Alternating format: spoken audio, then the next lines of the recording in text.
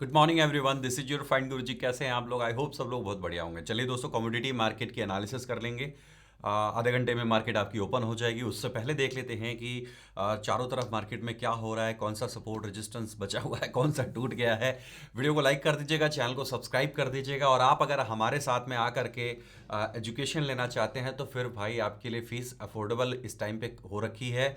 11,000 में आपको commodity course मिल जाएगा, जिसमें टेक्निकल एनालिसिस, एंट्री करने का राइट तरीका क्या होता है, एग्जिट करने का राइट तरीका क्या होता है, स्टॉप लॉस कैसे डिफाइन करें, आरएसआई का इस्तेमाल कैसे किया जाता है। ये सारी चीज़ें मैंने यहाँ पर वीडियो बना करके डाली हुई हैं, आप जा करके सीखिए। और इसके अंदर लाइव सेमिनार्स भी मिलेंगे, निफ्टी के अंदर भी मिलेंगे। क्रिप्टो करेंसी कोर्स अभी हमारा वीडियोस बहुत सारा पेंडिंग है, इसके लिए लाइव नहीं हुआ है। और बेसिक वाला कोर्स भी आपके सामने अवेलेबल है। सभी पे बहुत अच्छा डिस्काउंट दिया है। आप अफोर्डेबल प्राइस पे इस टाइम पे आकर के ट्रेडिंग सीख सकते हैं। ट्रेडिंग सीख के करेंगे तो लॉस कम होंगे। और अगर आप चाहते हैं कि आपको ट्रेडिंग थोड़ी बहुत आती है, आपको थोड़े बहुत डाउट्स रहते हैं, आपको कोई दिक्कत आती है, तो आप अपना ट्रेडिंग अकाउंट जस्ट हमारे लिंक से रख करके तो भी आप हमारा सपोर्ट ले सकते हैं फ्री ऑफ कॉस्ट। ठीक है, धन में या फिर ज़रोधा में आप अपना ट्रेडिंग अकाउंट हमारे लिंक से ओपन कीजिए। वीडियो के डिस्क्रिप्शन में और इस कमेंट्स बॉक्स में पिन कर दिया है, जाकर के खोलिए और आप एलिजिबल हो जाएंगे हमारे सपोर्ट के लिए, क्योंकि आप हमें सपोर्ट कर रहे हैं फाइनेंशियली। भाई आप हमारा अकाउंट हमारे लिंक से ओपन करके उसका यूज़ करोगे, दो पैसे हमें ब्रोकर से मिलेंगे। हमारी भी ड्यूटी बनती है आपके प्रति कि आपको गाइड किया जाए, आपको सिखाया जाए, आपको समझाया जाए, है ना। तो इतना तो आप कर ही सकते हो, ज़्यादा कुछ तो आपसे मांगा नहीं जा रहा है, फ्री में भी आप आ सकते हो, तो मोस्ट वेलकम रहेगा। आइए बात करते हैं क्रूड ऑयल की। देखिए, क्रूड ऑयल की जो मोमेंटम है ना, बिल्कुल साइडवेज एक जोन के अंदर बना हुआ है, ना ऊपर जा रहा है ना नीचे जा रहा है। और कल तो एनएससी पर आपने देखा होगा कि क्रूड की एक्सपायरी भी है ना। दो दो एक्सचेंज है ना, एनएससी वाला भी है और एमसीएक्स वाला भी है। तो इसकी एक्सपायरी थी, जिसकी वजह से मार्केट बहुत ही ज़्यादा चौपी थी। लास्ट मोमेंट पर एक ब्रेकडाउन आया, वो भी तोड़ के नीचे नहीं जा पाया, वो भी सपोर्ट पर रुक गया।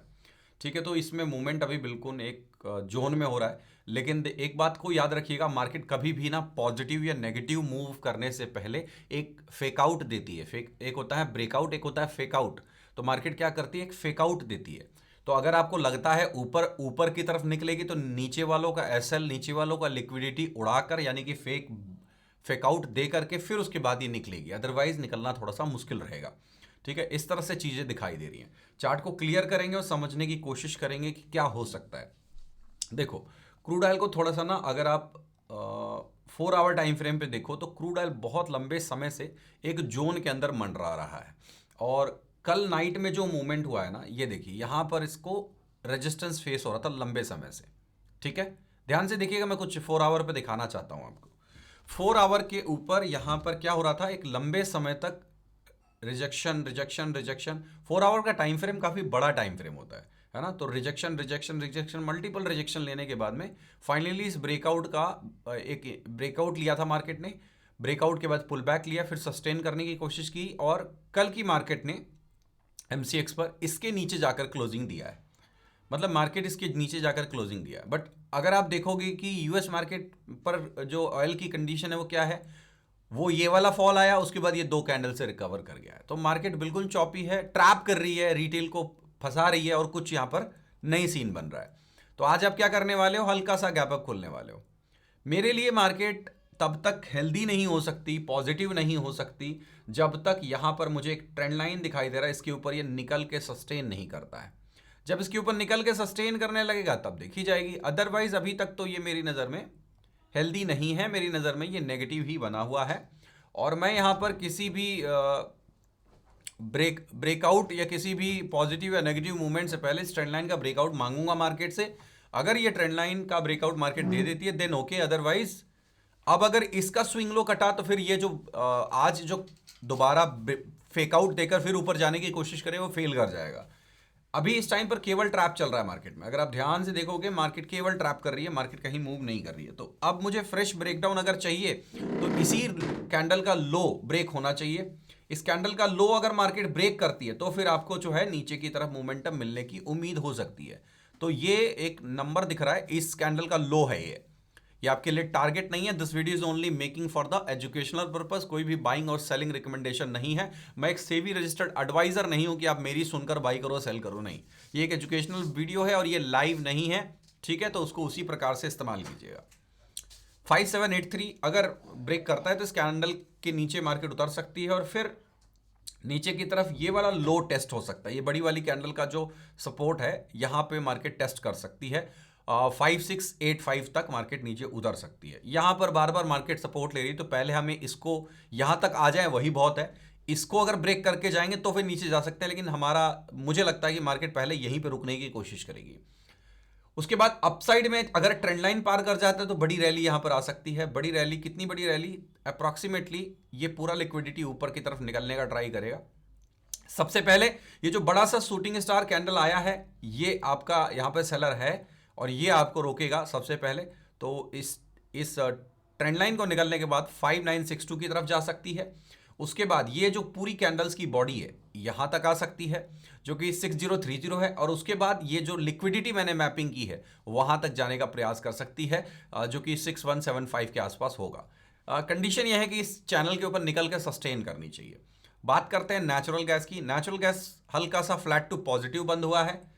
नेचुरल गैस क्या हुआ है? हल्का फ्लैट टू पॉजिटिव बंद हुआ है। बट अभी जो यूएस में नेचुरल गैस ट्रेड होता है, जिसको हमारी मार्केट जिसके हिसाब से ओपन और क्लोज होती है और चलती है, वहां पर अभी 1-1.5% का डाउन दिख रहा है। यानी कि आप यहां कहीं पे खुलोगे, गैप डाउन खुलोगे हल्का सा, और गैप डाउन खुलोगे तो गैप डाउन कहां पे बनेगा? सपोर्ट पे बनेगा। गैप डाउन की लोकेशन कहां पे होगी? सपोर्ट पर होगी। ये सपोर्ट अगर ब्रेक करता है, सपोर्ट थोड़ा नीचे शिफ्ट कर लेते हैं क्योंकि यहां पर कुछ स्विंग लो बन गए हैं, इसके लिए सपोर्ट को थोड़ा सा मैं चेंज करना चाहता हूं। ठीक है, तो यहाँ पे सपोर्ट का जो नंबर है वो थोड़ा बदल रहा है। क्यों बदल रहा है? बिकॉज यहाँ पे स्विंग लो बन गया है, तो थोड़ा सा यहाँ पे सपोर्ट नीचे की तरफ शिफ्ट हो गया है।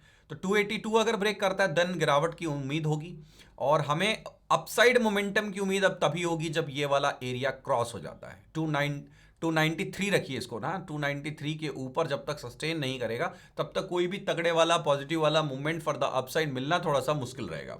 और इसको पार करोगे तब जाकर के आप 301 की तरफ ट्रैवल कर सकते हो, अदरवाइज थोड़ा मुश्किल है। तो जैसे मार्केट समझाया है उस हिसाब से आप देख लीजिएगा। ठीक है, बात करते हैं गोल्ड की। गोल्ड थोड़ा सा अभी तो नाइट में जो क्लोजिंग हुई है वो क्या कर रहा है?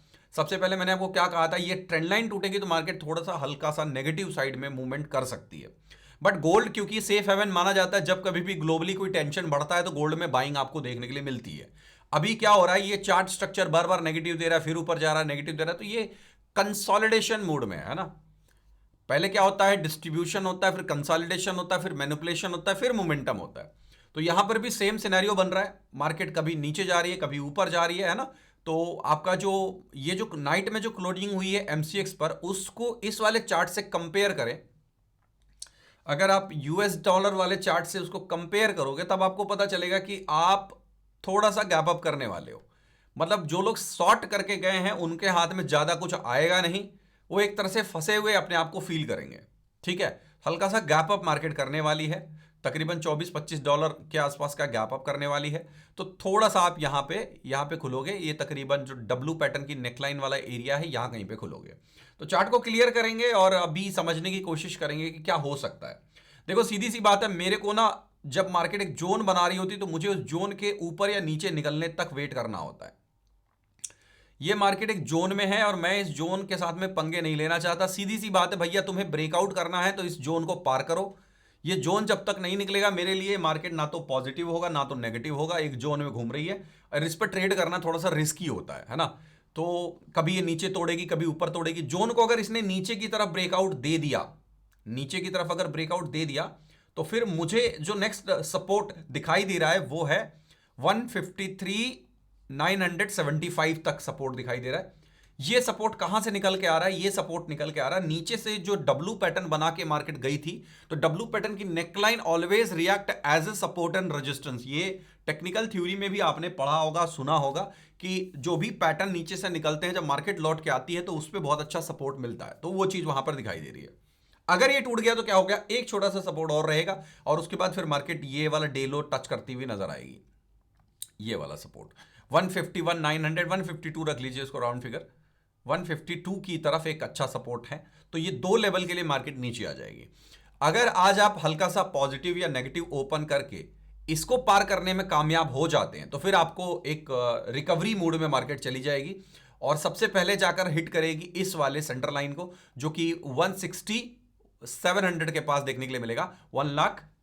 60,740 की तरफ ये देखने के लिए मिलेगा और इसकी तरफ मार्केट जाएगी। अगर इसको पार कर लिया तो ये बहुत बड़ा सा कप एंड हैंडल पैटर्न दिखाई दे रहा है। फिर शायद मार्केट यहां से मे बी उम्मीद है कि लाइफ टाइम हाई की तरफ भी धीरे धीरे आने वाले कुछ हफ्तों में, महीनों में जाने की कोशिश करेगी। अगर इसको पार किया तो सबसे पहला हर्डल जहां पे फेस होगा, जहां पर ये 3 कैंडल का भयानक रिजेक्शन दिखाई दिया है, मैं उसको जरा मार्किंग कर देता हूं। वो है 165 के आसपास।